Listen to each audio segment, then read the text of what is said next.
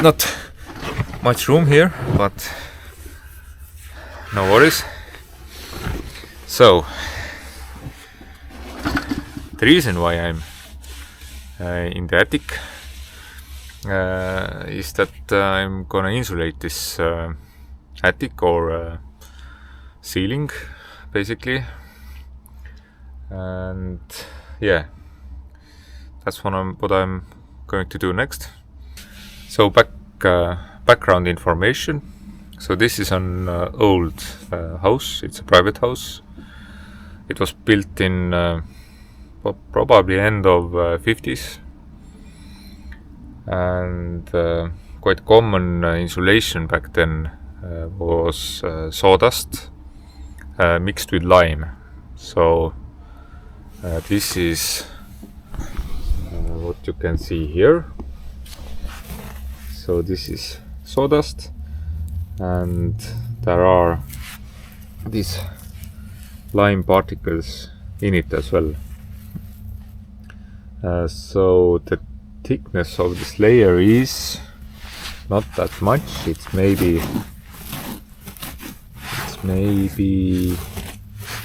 I don't know, 70-80 millimeters, and it's obviously not enough. So I'm going to add extra 400 millimeters, because the layer of this this sawdust is not that thick. I'm not going to remove it. I'm going to let it stay here.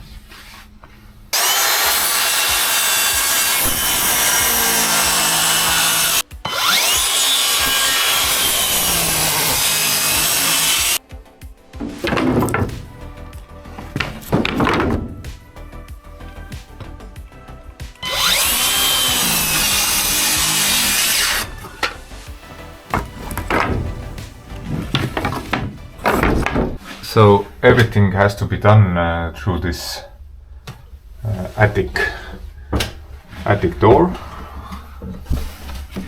So I will get all the material from this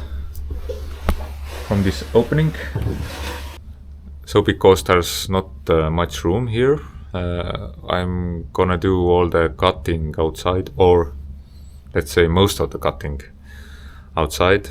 So this attic door is not that large either, so I need to take that into account as well, especially with these wind barrier boards, these green ones. But yeah, everything is doable if you really want it.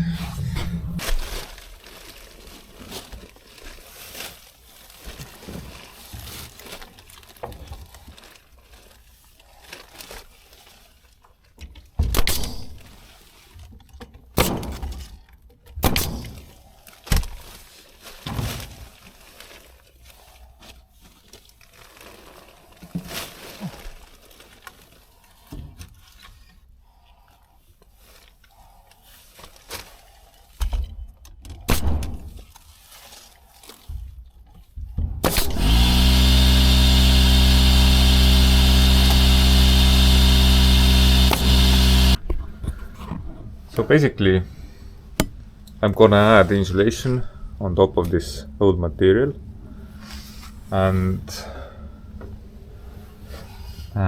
the extra layer would be, I think, 350 millimeters or maybe even 400.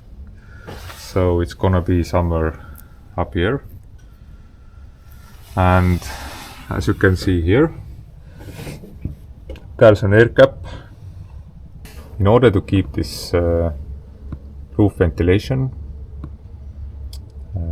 I'm gonna install these wooden boards on the rafters. So they are 50 millimeters, and then on top of them I'm gonna add this green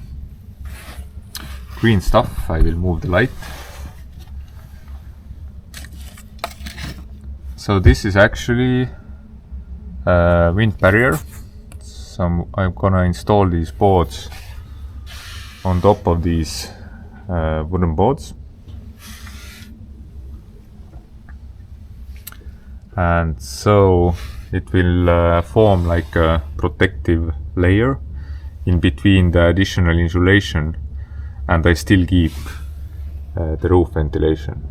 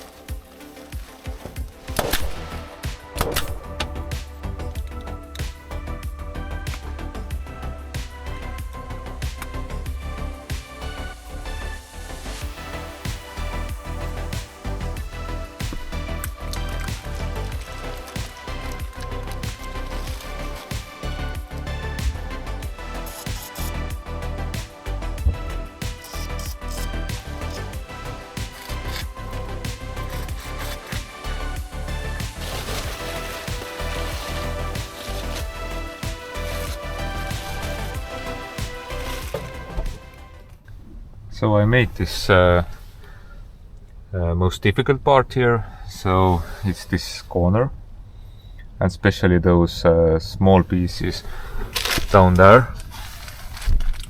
It's not so much room, and you have to cut them with an angle. So you can see a lot of foam there. So there was quite a large gap. So it's an old house, so it's not perfect. And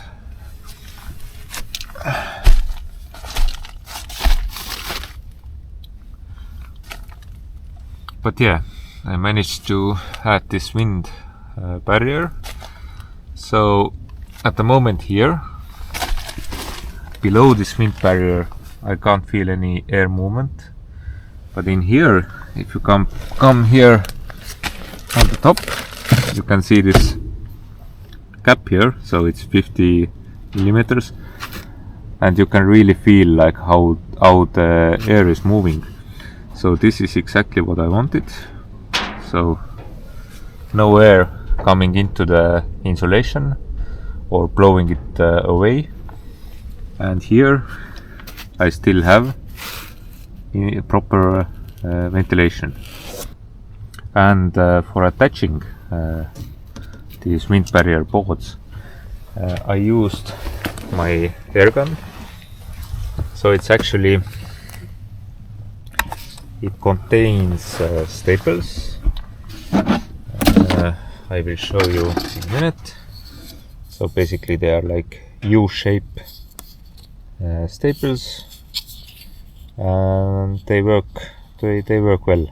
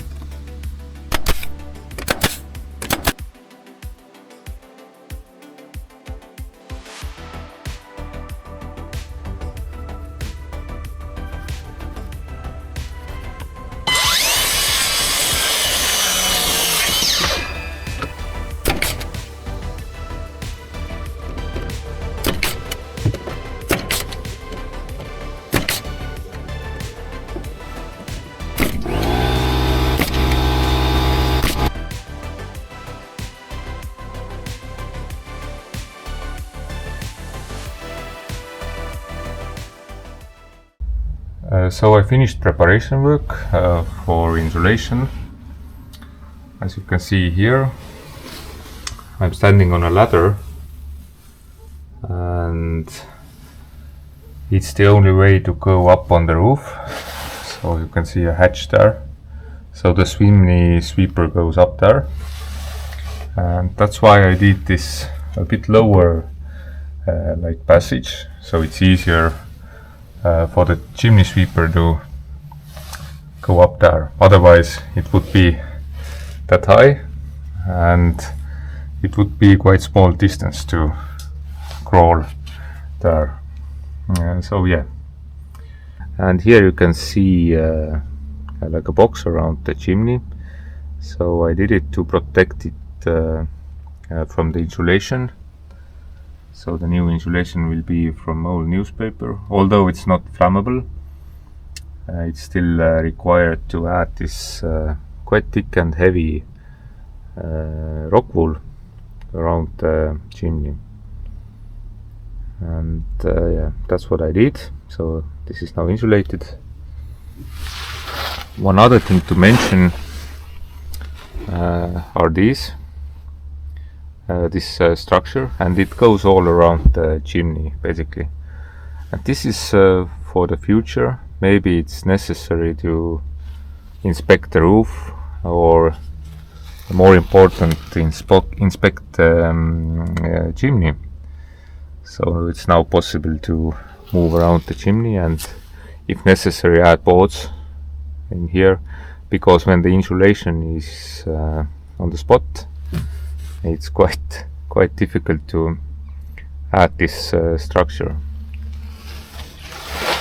And yeah, as I said, it goes all around. Basically now I can begin installing this new insulation or additional insulation.